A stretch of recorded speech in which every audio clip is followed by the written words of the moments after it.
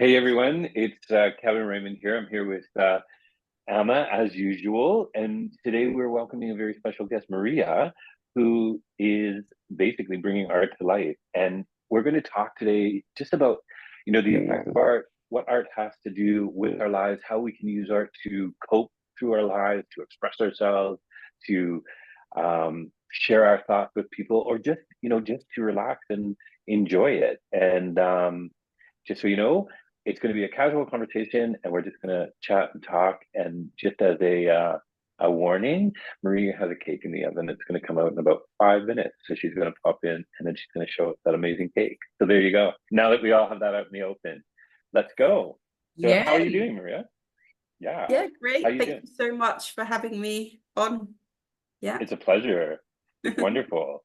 So my first question I actually have for you is, um, when I started doing some work with Alma and such, she was talking to me about a class that she took in watercolor that you were hosting and putting on, and to help sort of express feelings, I guess, and emotions and stuff. So why don't you tell us a little bit about that? That particular class where I wasn't hosting it, I was introducing Emma Okay.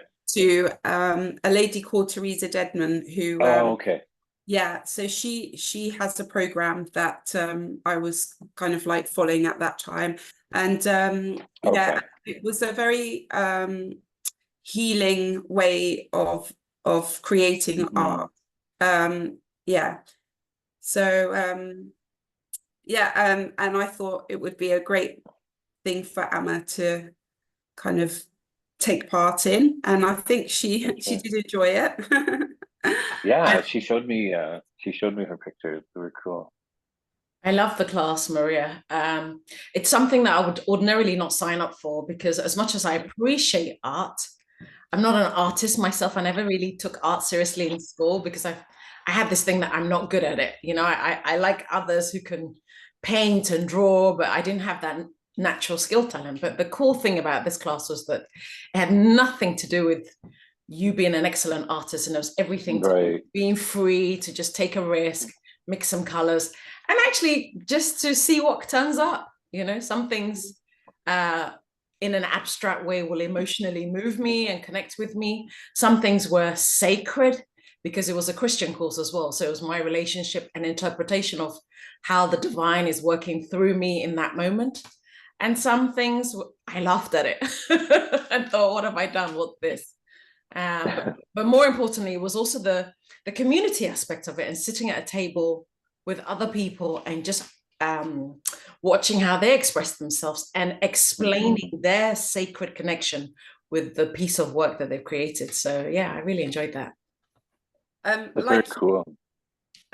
when I kind of began this class, I was at a kind of block. I was blocked in my creative in my creativity, and it helped me kind of loosen up and be free and not worry about how good it is, or and really use it to kind of explore things that are sometimes very hard to communicate with words.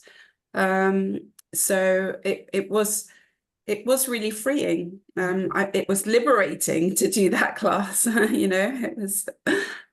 Mm. It's that is good, and I think that kind of goes along the same lines as what we tend to tell a lot of our clients, and when we're working with it, it's getting to that point where you can just do something without all of the peripheral concerns and basically tightness of limitation, right? And to be able to express yourself like that must be it's so refreshing. Like I participate in art too, and I'm by no means a successful artist, but I love it, and I do it either through like baking or through painting. But to when I first did it, yep. Oh, at the time, yay!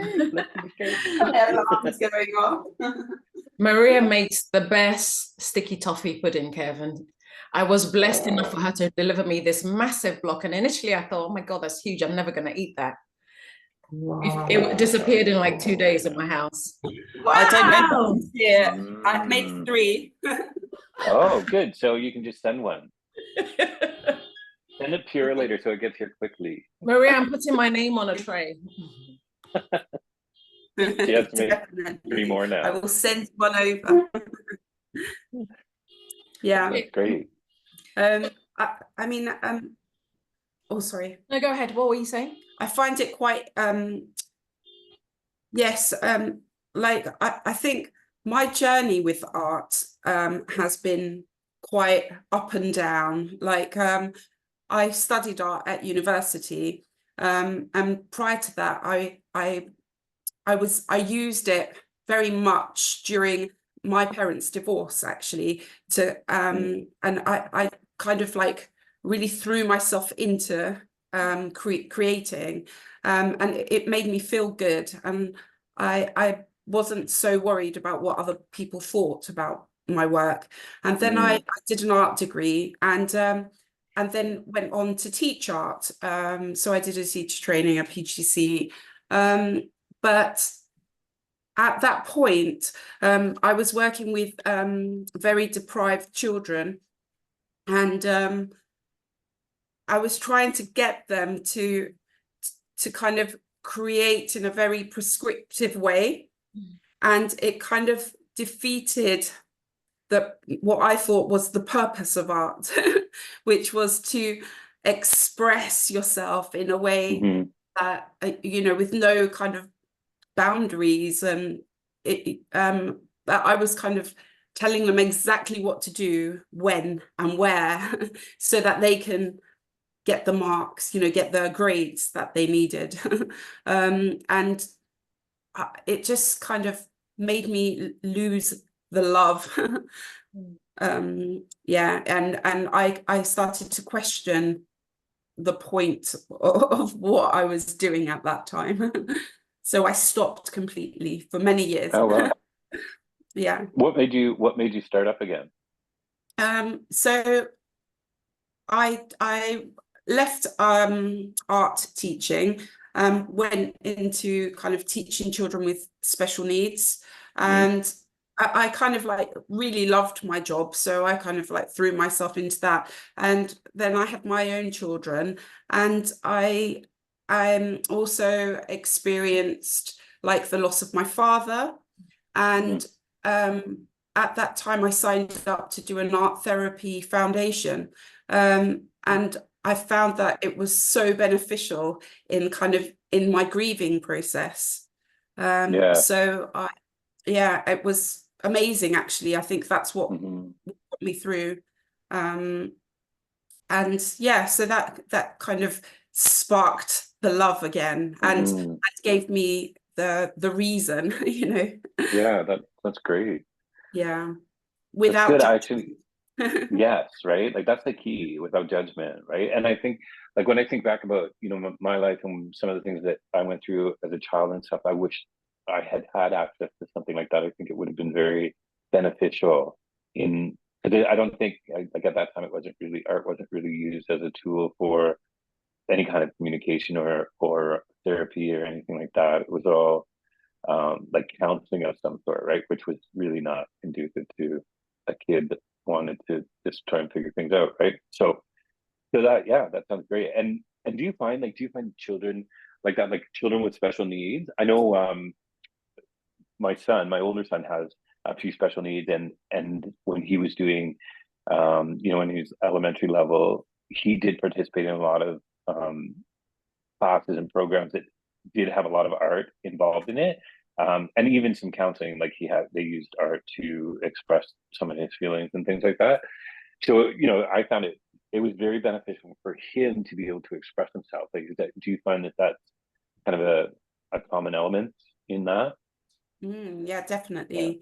I mean, there's so much scope in in that environment, actually, to kind of use art to explore like feelings, especially with children with PMLD, profound and multiple learning difficulties, where they've got like cerebral palsy, and they're not able to like access things that easily, like providing ways in which they can express themselves with Yeah. paint, or, you know, moving their feet in paint or whatever, is Yeah. you get it. It's such an important way of encouraging communication. You know, like, yeah. Yeah.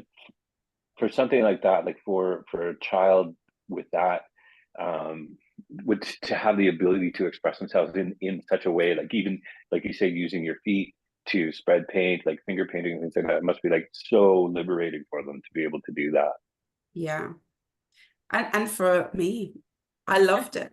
Yeah, I know, it's fun, right? Like Yeah. I remember once doing a large piece. Um, Most of the things I do are abstract, which are, if there's such a thing as too abstract, that would be me. And but I remember doing like a large. I wanted to do a big piece, like just because it was fun, right? And I started out thinking, very limited thoughts on how I was going to do it. And then I ended up just making whatever I wanted to make. And some of it was like with my hands, some of it was splashing paint, some of it was using a mop. So all kinds of different things, right? Um, so it's fun. It is. It's such a freeing experience to be able to do that. Especially like working bilaterally. Yeah. Yeah, and just really kind of like, you know, taking that moment to focus on what's going on inside of you. Yes. Yeah. And kind of expressing it with your hands. Yeah. It's such a beautiful way of Yeah. kind of being seen, being heard, and, you know, hmm like And shared with others. Yeah. yeah, and so much more immediate than some kind of regular counseling or something like that, right? Like it's an immediate release of what you're feeling, and it's immediate reaction to what you've done and what you've created. So it really is quite a wonderful way of getting through, and either sharing pain or joy, or like you see so many different types of art out there, and people and what they've expressed, like how they've expressed their lives, and and how some murals are actually journeys of someone's whole life. It's almost like writing a book, and you can see everything that they went through just by what's on that canvas, right? So it really is quite remarkable. I don't think people realize the magnitude that you can get so much satisfaction from and release from doing something like that. So Marie, this newfound appreciation for art that you've given me, apart from participating in art myself, that I've been doing this year, I've been noticing art in unusual places. So I was telling Kevin the other day, I saw 2 fingerprints in my window in the kitchen, like the glass door going out to the garden. And my initial reaction was, oh my God, look at Giovanna making a mess in the window. But the way the sun was reflecting, and you know how these winter trees, just these twigs and the skyline, and something about just the neighbor's chimney and the smoke coming out, and everything was so perfectly artistic that I paused myself to appreciate some very unexpected sacred art that my child has created for me, and how can I be in the moment and enjoy it and capture it, because I'm also back in my childhood home, and I remember my mum talking about how nice it is to have kids in the house again, because for a long time she couldn't wait for her children to grow and leave the house so that there were no fingerprints all over the place. And now she loves and appreciates the grandchildren's experience of being here more than she did in her kids, because she also doesn't have the pressure of, being the mum and having perfectionism around her, but can appreciate the beauty of aliveness and that energy. How has art helped you to navigate motherhood and just bring calm and pleasures in the chaos of motherhood? So I recently created a body of work.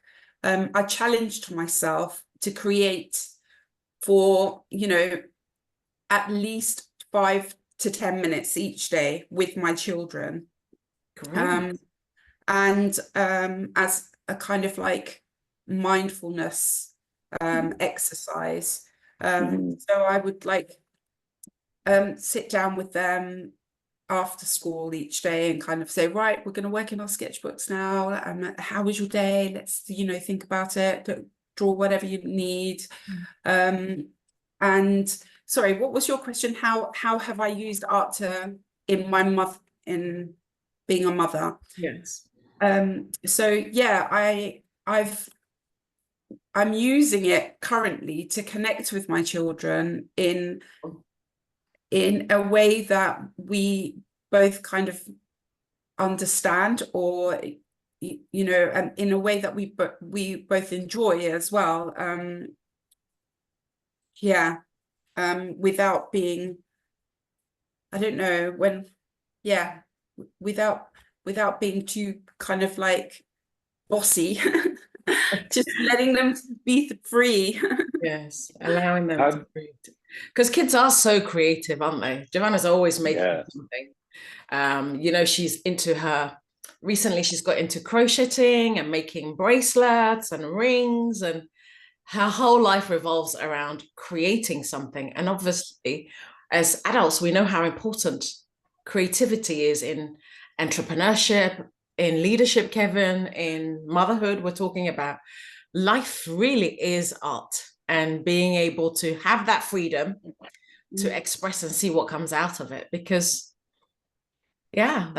we all have our uniqueness about us. We all have our own creative flair. And mine might not be in paints, but I know I'm artistic in how I host people. I've got mine through food, my passion for food. And there's always some way of finding a creative outlet. Yeah. How do your kids, how do your kids enjoy that? Like, is it something they like and want to do, or is it something sometimes you have to, come on? I never have to make them. Really? That's good. Yeah, they That's really enjoy it. Perfect. They're very creative. I mean, children are, I think children like at that age are so naturally creative, and then they get to school, and this is what I was talking about early on. Like, they get to school and they're told that what they're making or what they're creating isn't right. It has to be done in a certain way. Exactly. Then they start to question, like, oh, well, I must do it differently or whatever. And then it's not a free way of being. It's like, it's the same as anything. Like, when you're a kid, there's no fear. Like, you have no fear of anything. And then as an adult, you're afraid of everything, to do everything in public or speak in public or anything. As a kid, like, none of that exists, right? It's because people tell you can't do this, or you're not capable of doing that, or whatever. So yeah, and that's so true with I think out of all of my experience in school, I had one art teacher who allowed you to be and do what you wanted to do in art. And she just, like, she would give you a subject and then just say, whatever, I'm not going to tell you how to do this, whatever, right? And it was, and the things that came out of some of the kids was incredible. I wasn't one of them. But actually, that's so funny, because if you think about the awards like the Turner Prize, they're always so incredibly subjective, and you don't even understand the rationale to why they chose this particular artist as the artist of the year. If you think about Andy Warhol's work, and there's no uniformity in who becomes the award winner. So it's funny how in schools they're trying to structure it and put you in a box, because outside of school, like, if you think about art that's worth $30 million, right? You can appreciate the expression, the uniqueness of that piece, but how does one put a price on it? Because it's so subjective, isn't it? So unique to how emotionally moves one person. You might look at it and think, oh my God, this is amazing. I might look at it and think, I don't know what they're looking at. Right. So I know it's like sculpture, right? Like, you see, cities spending years deciding what sculpture they're going to put in a park, and then they get it, and you're like, what is that about? Right? But for the person that did it, it was something incredibly important and expressive, right? It just really depends on how you look at it. So Maria, talk to us about this community project that you did for Barnet. Yeah. I was really interested in how we've got a very diverse community in Barnet, and I was noticing at the school gate that kind of there was like groups of people, and nobody was really like chatting to each other, but they were in their kind of like, you know, the Greek group. I'm Greek, so I was like, and and I thought, oh, it would be amazing to kind of host an event that can bring people together, and help them communicate in a language that they all understand. You know, there's no right and wrong in the way that kind of this quilt was created. And see how that could kind of like connect people, and it was really fun. It was a great experience, and I think people really bonded on the day, and it kind of did achieve what I was hoping it would. What do you think? Yeah. Oh, I felt very lucky to be there, Maria. When you invited me, I wasn't expecting anything of that scale, first of all. There's such a good turnout within the community will show up, especially on a Saturday at the time that it was.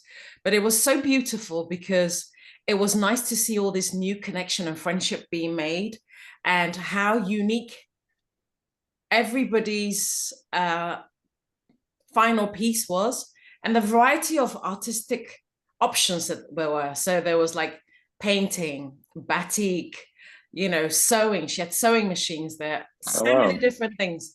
And I mean, I went with my husband, I went with Giovanna, I went with my mom, and seeing them all really get into it, and everybody being proud of their own expression and contributing to what would eventually be a massive quilt that's going to be unveiled this Friday coming up.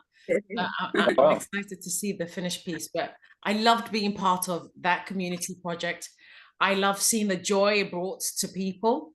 And I love also challenging myself in that way, Maria, because it was a bit outside my comfort zone, but I am happy that I took the risk and met some really lovely people. It was good.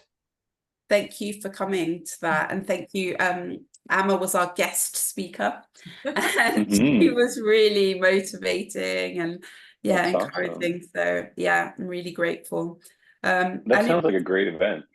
Yeah, it was great. It was like we kind of got people thinking about what does community mean to them? What do they want from their community? You know, how can we make this community better?